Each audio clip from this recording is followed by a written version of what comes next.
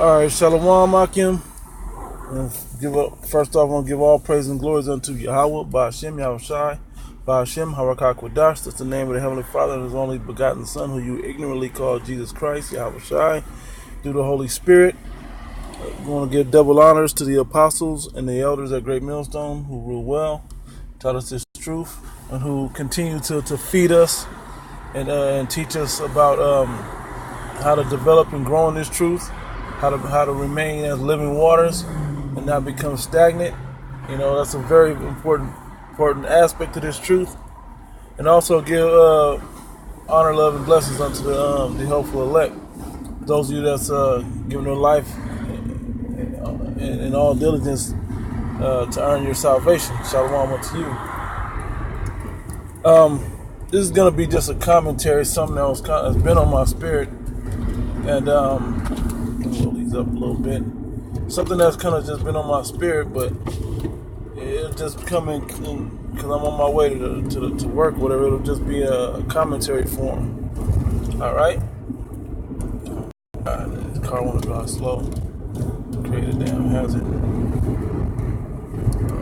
Anyway, so yeah, it's basically about spiritual maturity. It's a necessary element to this truth, especially for the brothers that's been in a while, you know, and it's vital to help the next crop of fruit develop, and then those brothers that's coming in, you know, it's just a rites of passage when you go into to the different, like say the Pesach, you know, they have the oldest man do certain things, and then the youngest man do certain things. And what does that do? Through the process of time, each man learns the full ceremony of the Passover. Okay, and he sees the older man do it and read and so on and so forth, and blow the trumpet and whatever else till he becomes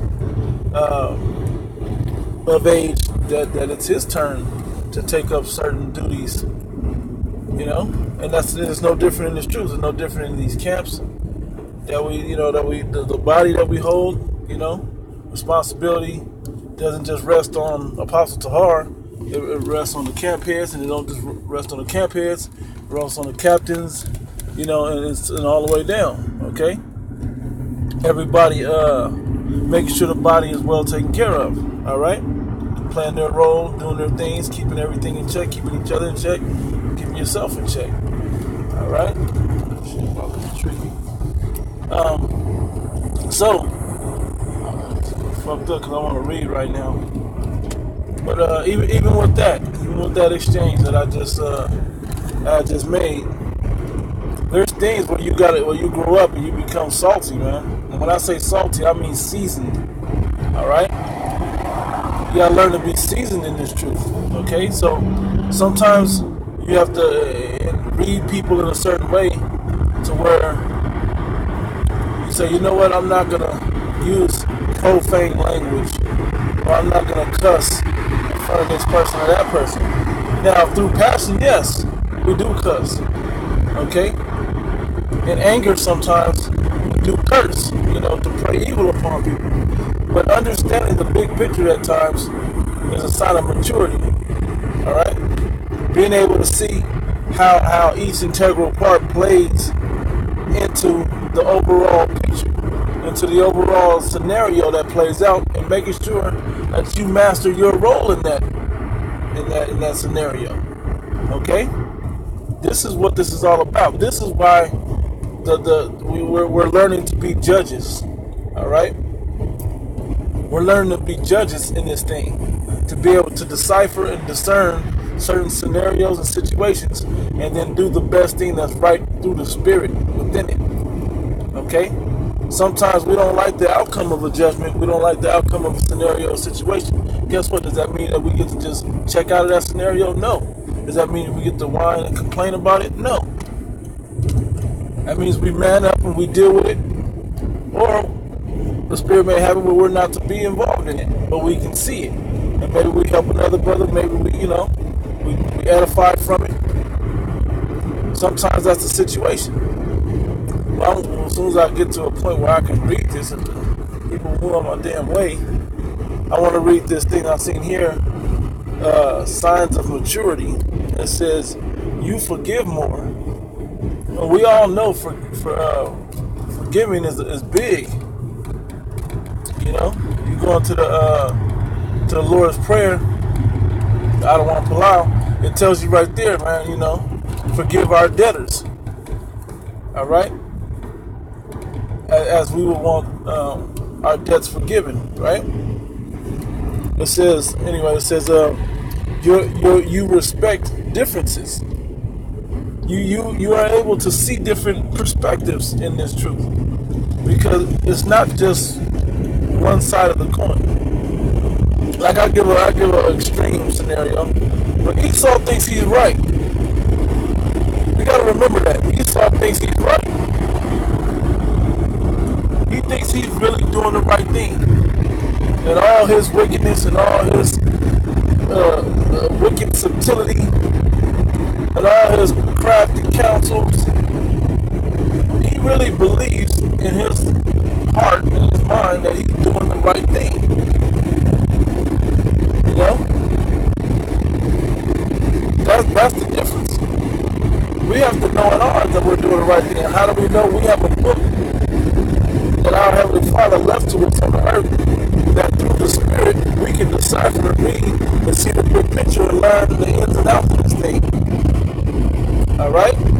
We have laws that are yes and no, black and white, no gray areas. We have scenarios played out through the history. You go into the books and you can see how situations played out and how handled, right or wrong.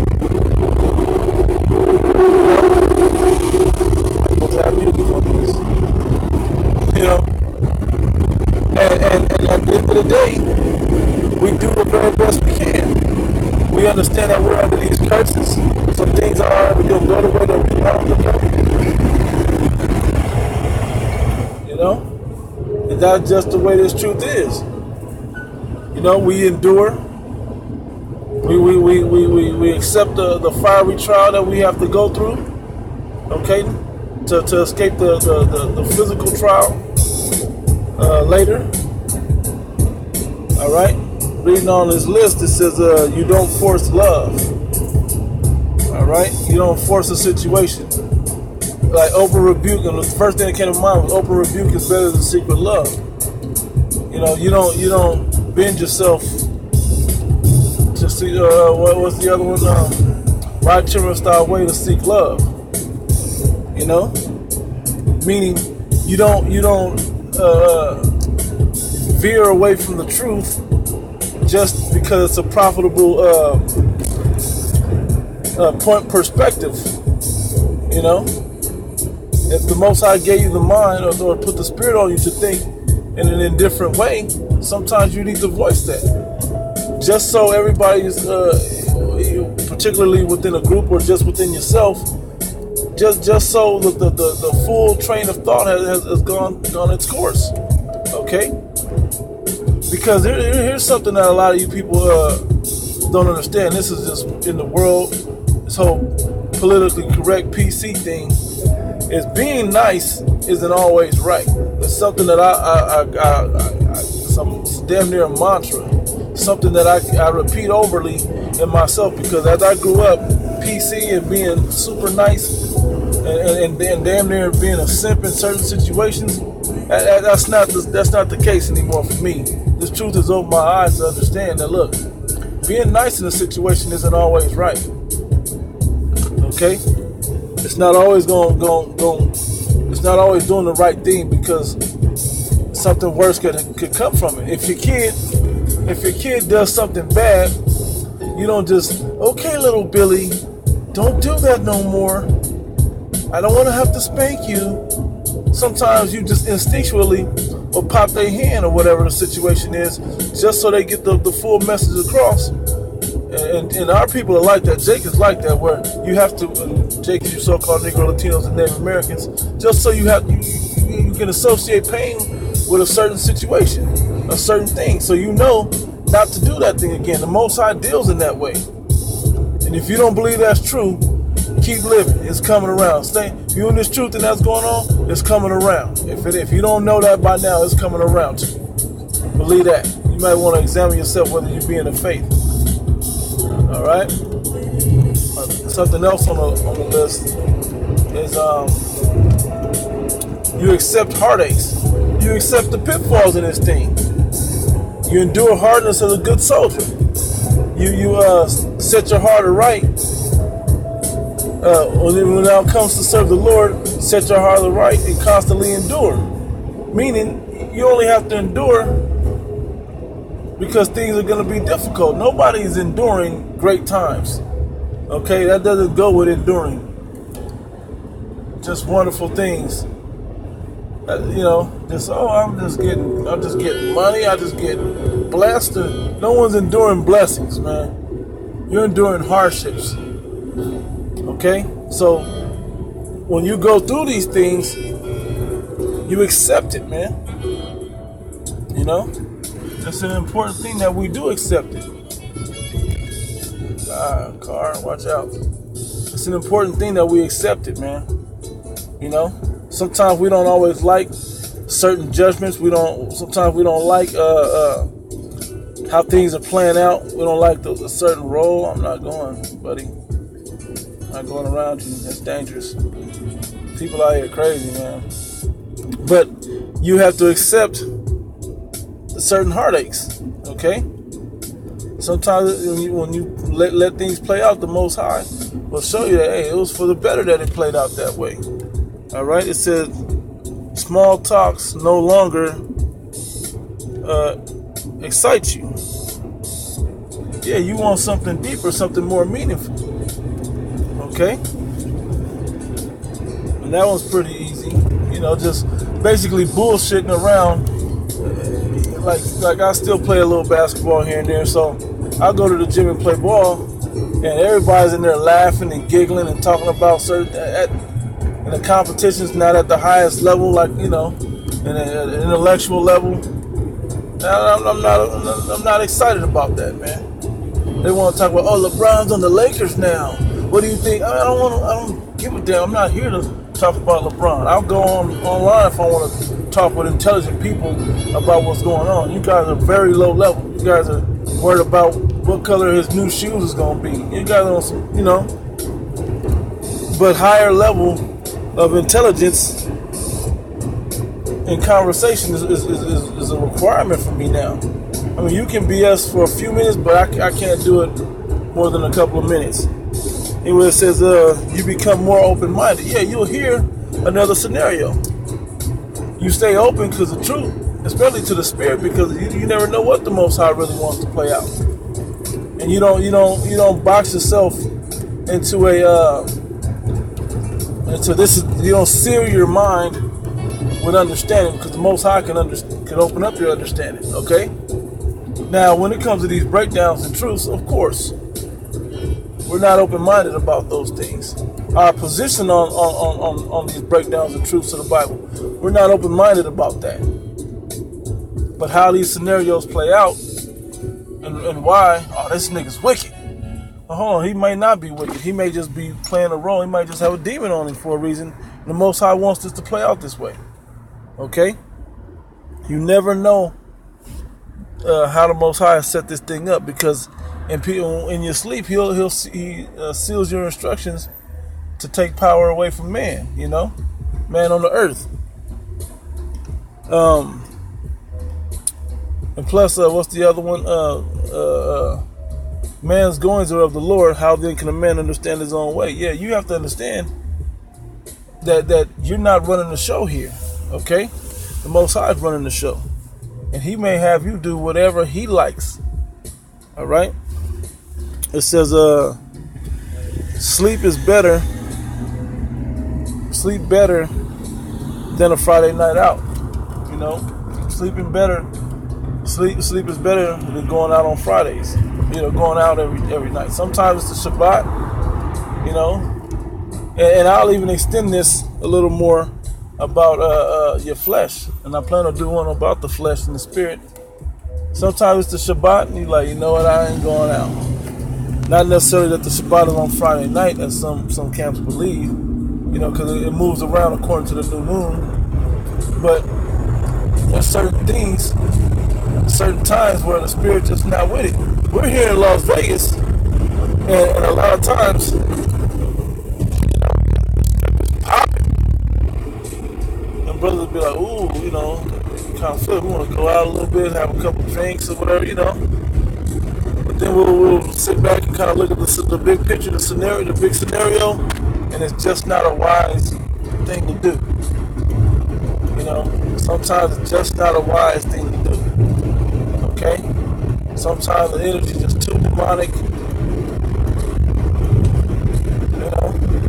Sometimes you start thinking about a certain situation. Oh, this brother didn't get his thing together. We got the young brother who's not able to drink him. Well, you never know. You never know. But you gotta stay open-minded about these things. But also, the rest that you get is sometimes better. But then also sometimes staying up is better. Okay? Meaning to take care of business. Not sleeping to take care of business sometimes is a better situation for you. And you see these things coming before you, and you make the right decision in it. Okay? It says, you sometimes prefer to be silent than to engage in a nonsense fight. Like I said, I'm going to use the basketball scenario. I'm in the gym the other night, and they're just in there. Man, he stepped out of bounds. He did it. Man, play ball. Shut the hell up and play ball. We're not in here to be referees. We're in here to be players, right? We're in here not to make calls of judgment. We're in here to get a physical workout, because I don't think anybody in here is working on something to get a check from playing basketball. Maybe you guys believe you are, but if we're in this little ass gym, ain't nobody getting a check out of this shit. Believe me. Believe me, no one in here understands the game well enough. So it's a nonsense fight. And there's no difference in the truth. Sometimes you look at the scenario and it's like, you know what? This demon up at camp wants to bait us with questions, vocab, whoever, right? Wants to bait you with questions. The comment board, they want to bait you with questions and certain things to get you to say certain emotional responses, and you don't engage that, man. There's a lot of times where I don't even respond to stuff that comes on my comment board. If it's not something serious, like salvation-worthy questions, something that'll help you earn your salvation, or answer a reasonable question, I don't engage in it. GMS is all rapists. Like, I ain't got time to even deal with that scenario. Y'all rape little girl. I ain't got time to deal with that, man. We ain't got time to deal with that. Too busy trying to teach and wake up the elect and show them the path towards salvation. As we've been taught, as we see it, as the Spirit giving it to us. It says, your happiness doesn't depend on people, but on your inner self. This is huge, because the world and all social media and the whole world of the internet and things like that, like a lot of the world will judge the quality of a video by the views. A lot of people judge their respect that people give them by pats on the backs and high fives. Well, that's not how this thing truly works. When you're mature, you may not get the views. You may not get the high fives. You may not get the, everybody say, damn, bro, that was a good ass video. That was edifying. You may not get that.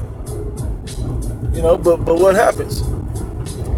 You still get validated through your inner self. Okay, well, I put my heart and soul. I put it all on the line right there. I broke this down right. I did that. These scenarios play out because sometimes it's not for you to get that acclaim. Because there's, believe it or not, there's men out there, brothers out there, that look at it like that. Like, yeah, man, if my video ain't getting views, man, I must not be doing something right. If I ain't getting likes and all of this, That's all good. Some brothers don't understand what the whole thing really means. And I ain't gonna front, Salaki. I miss hitting the like button on a lot of videos. Favorite, you know. I try to be diligent with that. You know, smashing the like button on brothers' videos more often so more people can see it. As soon as I click on a brother's video, I hit the like and then go through it. You know, especially when you do know the mind of the brother, the spirit the brother has, you know, the knowledge the brother possesses, the elder, the apostle, you know, but that doesn't always play out in that way. So, but it doesn't depend on what everybody's saying that you should be, okay? It depends on, is it the right thing or not, you know? If you're in a leadership role, it's difficult sometimes, man, because it may not be a popular decision that you have to make, but it may be the right decision, man. And all leadership, especially here in Great Millstone, I'm sure leadership understands that. It may not be a popular decision, you know, but if it is the right decision according to the Spirit, man, you got to go with it. A lot of times these decisions are very difficult, you know. Well, that was that. There's another part to this. It says maturity, psychological. It says in psychology, maturity is the ability to respond to the environment in an appropriate manner. Okay? Being able to respond to what's going on, being able to respond, you know, in an appropriate way. Okay? Meaning the being nice isn't always right. Sometimes somebody socks you in the face. Does that mean you just turn the other cheek in that regard? No. Either might sock the shit out you. You might have to sock him back. You know. You might have to defend yourself. You know. So that doesn't always work. But the appropriate manner may not to break his nose or to break him in half and kill him. You know. It may be just to beat him up, lump him up a little bit, and that be the end of it. Okay? So maturity also encompasses being aware of the correct time and place to behave and knowing when to act. Okay? Your discernment is vital when it comes to this. You know? Knowledge, wisdom, and understanding, man. When you develop all those levels, understanding is basically the definition that it just read. Being aware of the correct time and place to behave and knowing when to act. On the battlefield, yeah, you gotta execute maliciously, you know. But sometimes you gotta be compassionate in another regard. You know, sometimes a hostile Jacob come up and ask a question, you have to respond back with a hostile type answer. Do all things unto edification, though, right? And then sometimes the next person in the next couple seconds will be, you know, somebody coming asking a sincere question, you know, and they may come off rough or froward. You still got to be able to edify in that regard and understand what's being asked to you, what's being said to you, you know, according to the circumstances and the culture of the society one lives in. Yeah, here in America, man, they force you into certain positions to think from. They force you into a way to think here, a way to act here. It's like they trap you and they encapsulate you or imprison you in a certain way that you can't be free. Okay, well, this truth will liberate us into being free. I don't have to do the politically correct thing. I don't have to say the politically correct thing. I can say nothing. I can actually, you know, give the proper understanding. And then here's another maturity thing, right? About the correct time and place. Sometimes if you're at work, it ain't smart to cuss your boss or your Edomite boss out, man. And sometimes it's not right to call your co-worker the heathen he is or the damn demon he is. You know? Sometimes you just take the low. The scriptures say, agree with thy adversary quickly while thou be in the way. Hey, it's plenty of times the cops will pull you over or harass you and run. Let me see your ID. Let me see your license. Let me, do all this. And you're just like, man, fuck. Pardon my French, or my Hebrew, English, whatever, But you think that way and you feel that way. It's like, man, what's damn cracker, this, that. But does that mean that you say all of those things? Does that mean that you don't have control over your spirit? You don't have control over your tongue? Life and death are in the tongue, man. It's things that you say carry a vibration and can perpetuate things. I've seen a scenario go bad because somebody couldn't shut their mouth. So things would escalate a lot faster than being like, okay, sure thing, officer. Here's my ID. Once you're comfortable with me, officer, I'd like to ask what I did wrong or what the situation is. And he could just be an asshole cop, or he could just, feel like he's doing his job, which part of their job, understand this, Hakeem, this is a mature mind state about police, right? Doing their job is harassing you, okay? We're under these curses, man. Their job is to harass us, all right? Everything ain't gonna go smoothly. We're still under these curses right now. We are not in the kingdom. Society has not collapsed, okay? So we gotta deal with it. But in other cultures, things are more accepted, depending on what it is. Inside this truth, inside the brotherhood, we operate differently than society. You can't operate on merit, and if this brother's his brother, I'm gonna give him the benefit of the doubt. You can't give niggas the benefit of the doubt. You can't give Jake the benefit of the doubt like you would your Akim, because Jake will take advantage. Jake's still trying to pull an okie doke, trying to get over, you don't leave that to a 2/3 to play such a vital role in what goes on around you in your life, if you can. I try to keep Jake out of my life, not Jake, but the 2/3 and Edomites. I try to keep that part out of my life as much as possible. The stuff I can't control, hey, I deal with that. But the stuff I can control, being at these nigga moments,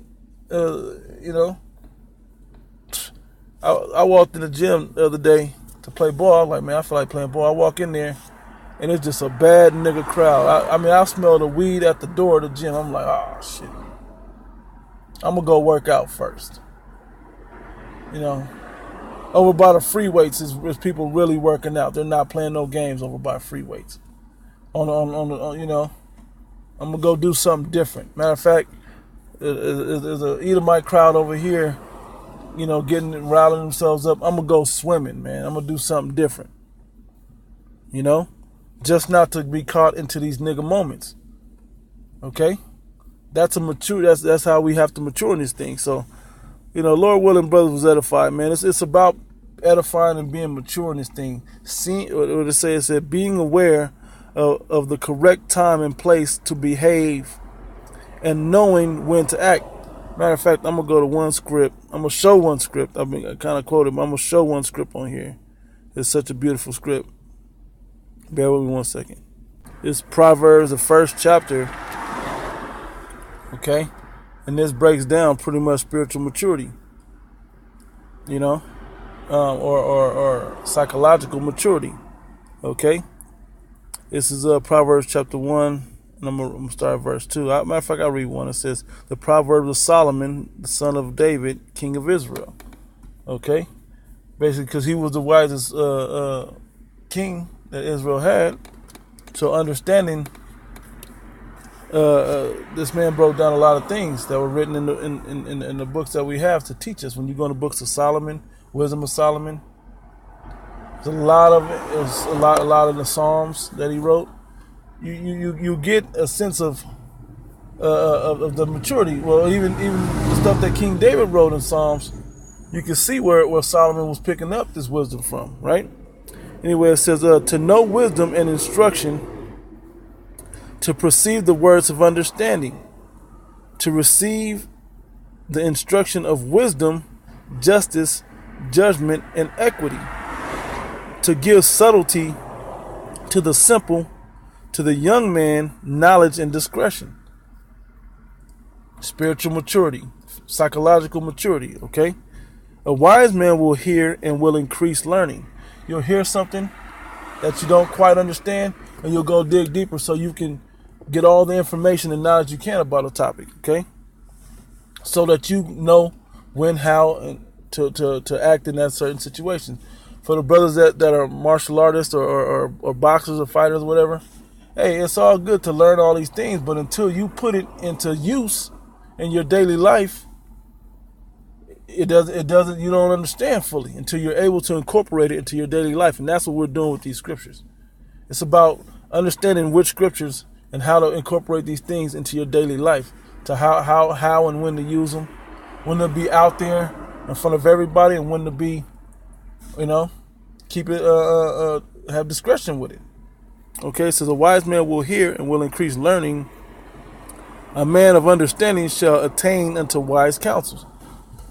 Man of understanding, he's gonna check in the spirit, like, hey, elder, hey, apostle, does this make sense to if I live this way and do things this way?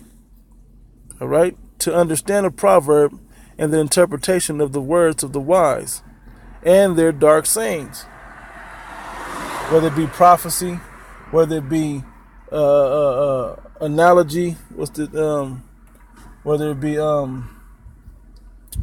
a parable.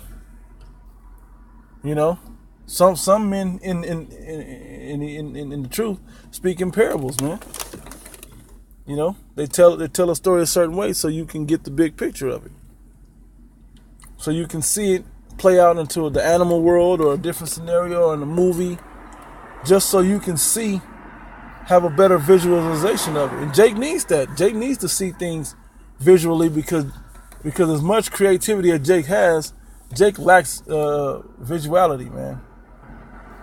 Jake lacks being able to read and then put it into real living word, into real life.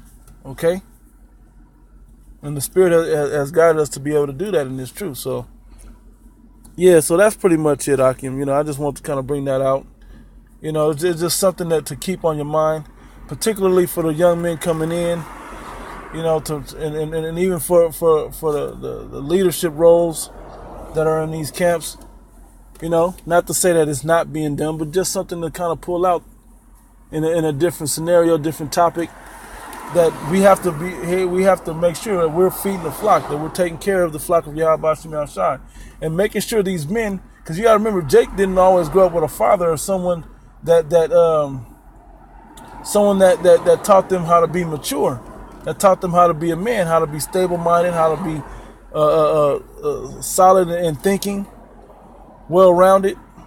And so this is the role that a lot of us pick up and take on. Okay? Being father figures or leadership roles unto the younger men, teaching them how to be mature as men and live as a man of the Lord in this truth. Okay? It's a responsibility of everyone. And you go into 1 Peter. Matter of fact, I should probably go to that and read. I got to go in a second. Bear with me 1 second. Okay, yep. 1 Peter chapter 5, verse 1. The elders which are among you, I exhort, who I am also an elder, and a witness of the sufferings of Yahweh Shai, and also a partaker of the glory that shall be revealed. Okay, fellow believers, earning our salvation, to feed the flock of the Most High God, Yahweh B'Shem Yahushua, which is among you, taking the oversight thereof, not by constraint, but willingly, not for filthy lucre, but of a ready mind, understanding. But you also have to know that it takes you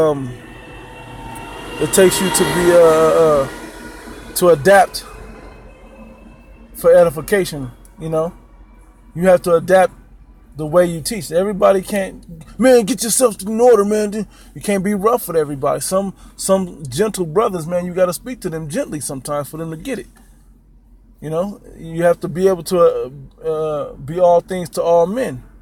Okay, it says, neither as being lords over the Most High's heritage, but being examples to the flock. So, first thing, living as an example, but also showing them that this is how you operate in this scenario. Hey, when it comes to women, hey, this is the way, the mind state that you should have on it when it comes to operating around Edomites, to do whatever the scenario could be, being an example first.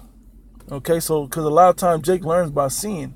So if they see you doing a certain thing a certain way, they'll kind of gravitate to that, or they'll even the wise will even obtain the wise counsels and ask, hey, why you do that when the woman asks you this, or when that Edomite said that to you, why you didn't snap on it, why you do this? Well, I did this for this, and that.